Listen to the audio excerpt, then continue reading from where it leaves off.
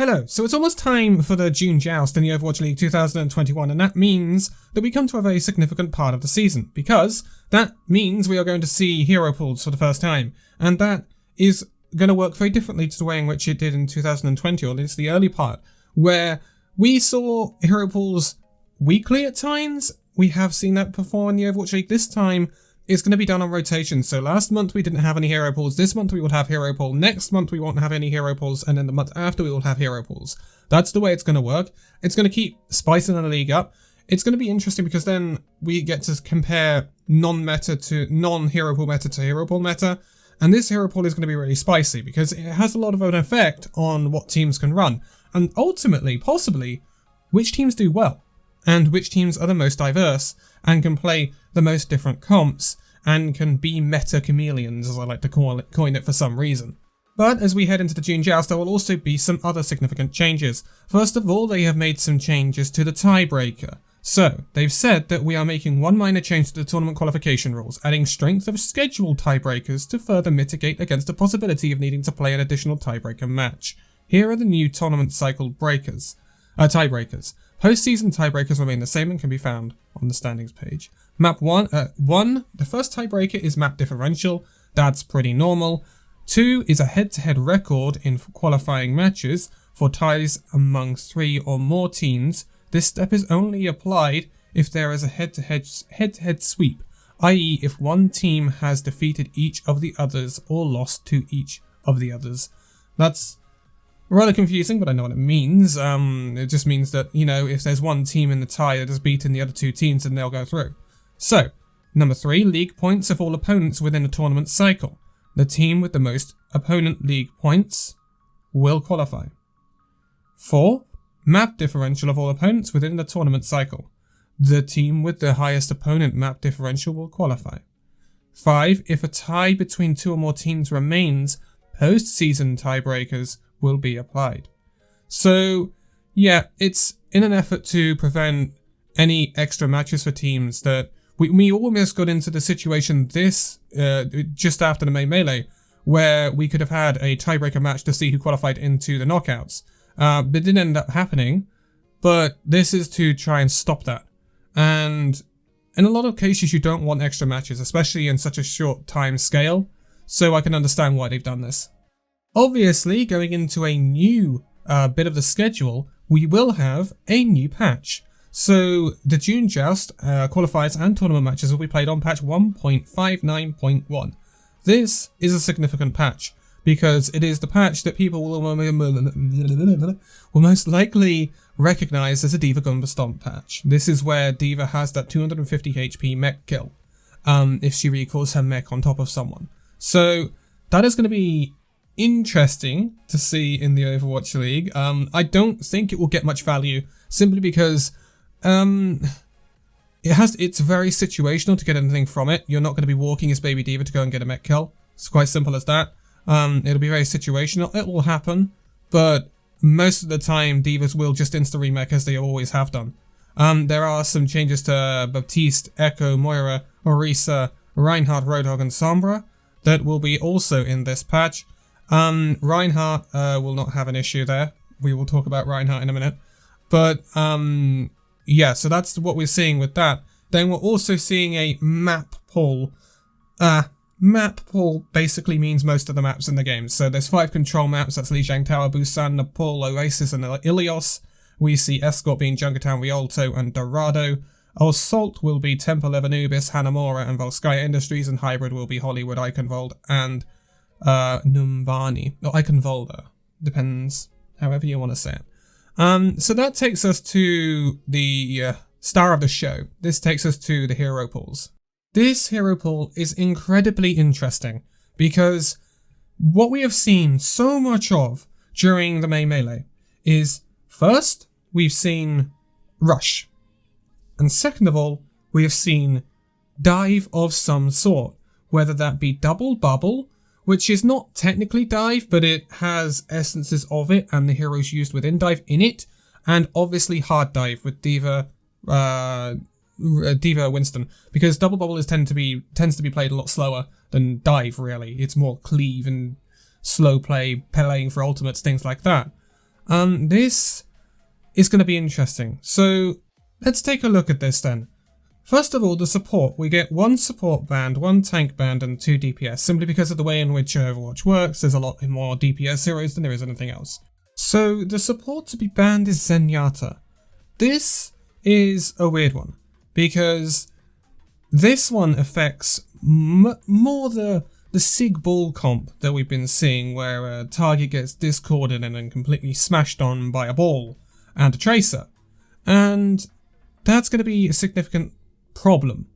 Dive has evolved to an extent where Zenyatta could be basically not needed in some respects. We've seen Mercy used with Dive. You could see something like Mercy Anna. You could see something like Brig Anna. You've got a lot of options these days when it comes to Dive. There was a day when Dive was simply Lucio Zen, and that's what it was, but not anymore. And Zen is going to be a significant problem for people like, well, especially the East region, I would say, more than anything else, because that's where we've seen our very capable Zenyatas popping off, and I expect them to move to Anna, to be quite honest, and just stick with Anna. I think we will see a lot of Anna in this June Joust, but that's not too surprising because Anna's always good in the meta. She always has been. She's got a fantastic kit, so that's why Anna tends to be, if you're a good flex support, you'll always have a good Anna. Simply because Anna is almost never not viable. She may not be the perfect pick, but she's almost never not viable. So that's why Anna, I think, will be a major player in the June Joust. Now, with Zenyatta, it does hamper Dive.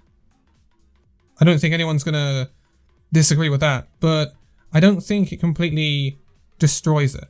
So it'll be interesting to see how teams adapt to that anyway. But something that does destroy something is our tank hero. So this is Reinhardt. Reinhardt being banned is a significant issue for the rush meta that we've been seeing mostly in the West region. We could see a transition to an Orisa rush, but I think that is unlikely. Orisa is actually quite good at Brawl right now, simply because of her goal, or her Fortify, not taking headshot damage. So that makes Orisa versus Orisas much different than they ever used to be. And so you could see Orisa being shoehorned into a rush comp. I wouldn't be surprised if some people tried that, but some people are also not going to want to try that. I am sure that people like Dallas are not going to want to try and shoehorn an Orisa into the rush comp that they've been playing. That's not going to be Fearless's forte. So this is going to be a team-by-team thing. I think it's highly unlikely that we see Orisa shoehorned into rush comp. I think we will just not see rush. Simple as that. And that is a significant issue for some teams. When you look how poorly London have been doing, and then they're going to be forced off rush comp, which is something that they're actually meant to be known for. Same for Paris. People like that, they're going to suffer with no rush comp. It's going to be a significant problem for them. There was also nerfs to Baptiste, so that's also an issue for rush comp, and Reinhardt had changes as well on the patch. So there are significant weird changes. I think we could see Orisa have a revival of some sorts, but I think it's only going to be in certain teams. Double barrier could be okay, but it's not the greatest, and it's very map dependent right now. A lot of the meta is very map dependent. When you can look at the main melee. We've been seeing Bull Sig, we've been seeing Dive, we've been seeing Double Bubble, we've been seeing Rush. We've seen so many different comps, and it's very often depends on the map that they've been playing on. So yeah, Reinhardt is a significant problem for a few teams. Shock could be another one that suffer with this. I mean, are they going to still play Super on Winston, or are they going to go back to Smurf?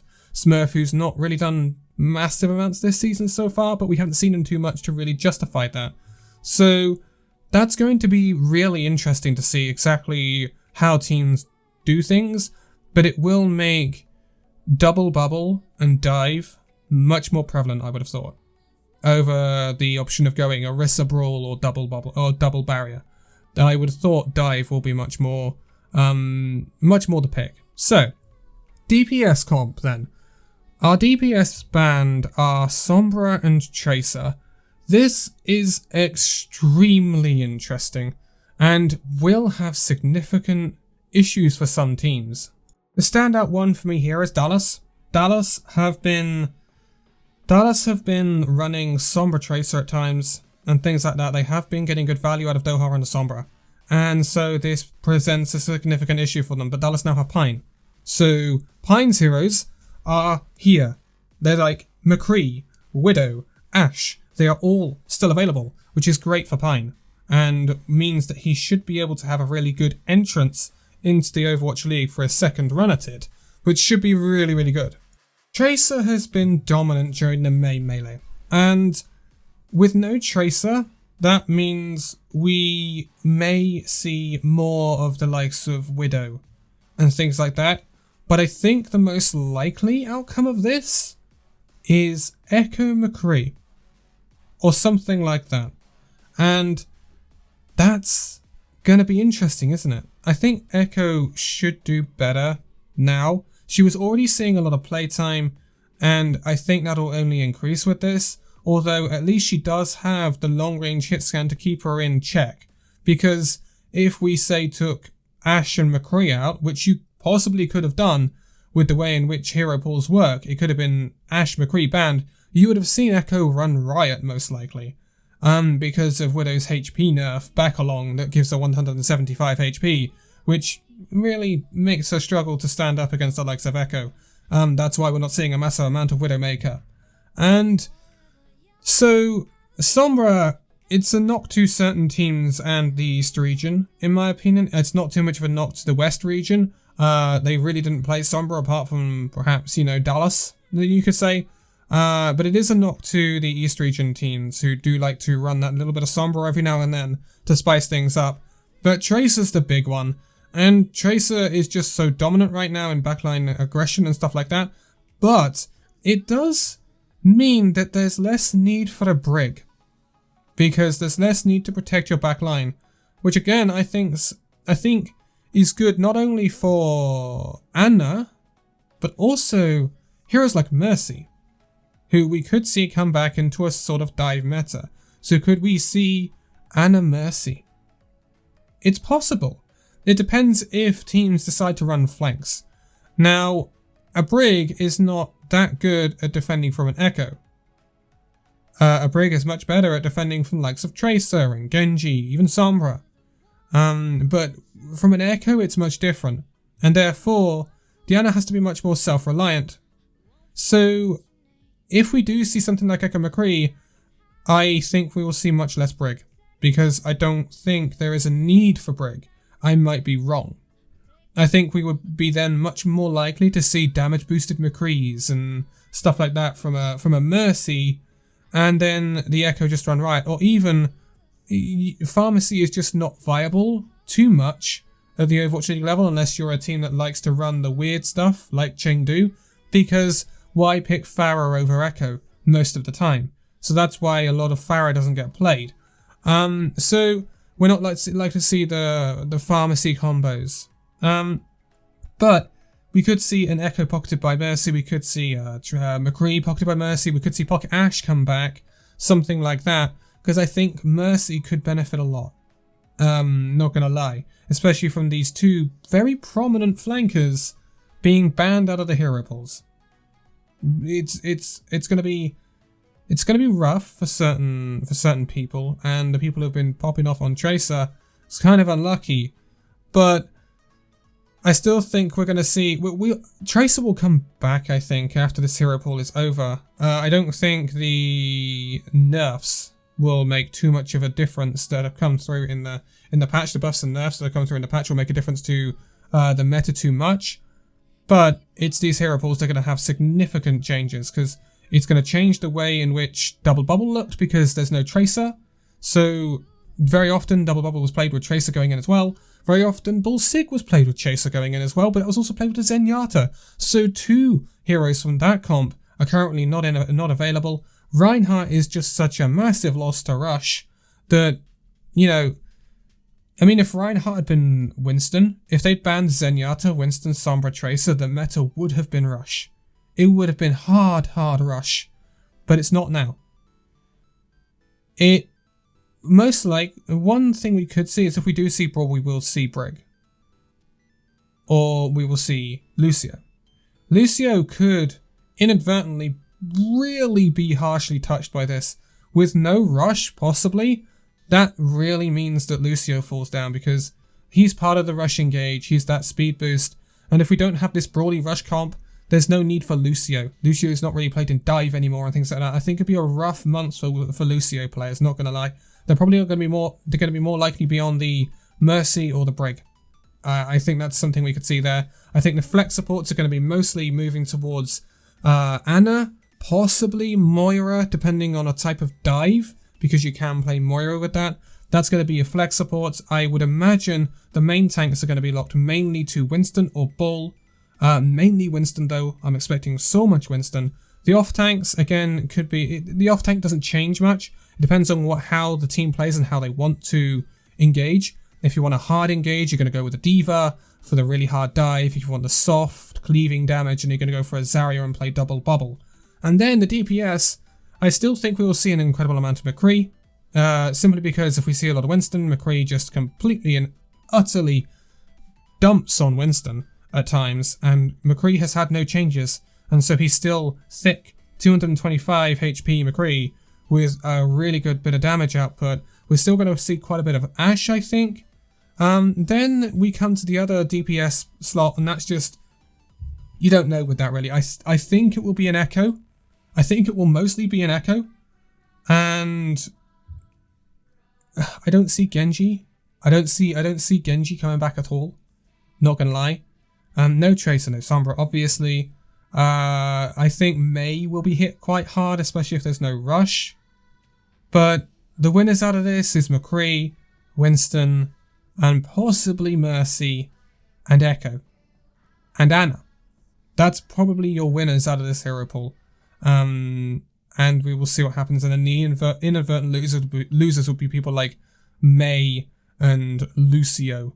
People like that who are just going to be just heavily punished by the lack of Reinhardt, mainly, because there'll be no rush. Or a really weird rush. And I just can't imagine teams shoehorning Orisa into rush right now. I just can't imagine it. I might be wrong. Some teams might try it, but I wouldn't have thought it would get great results.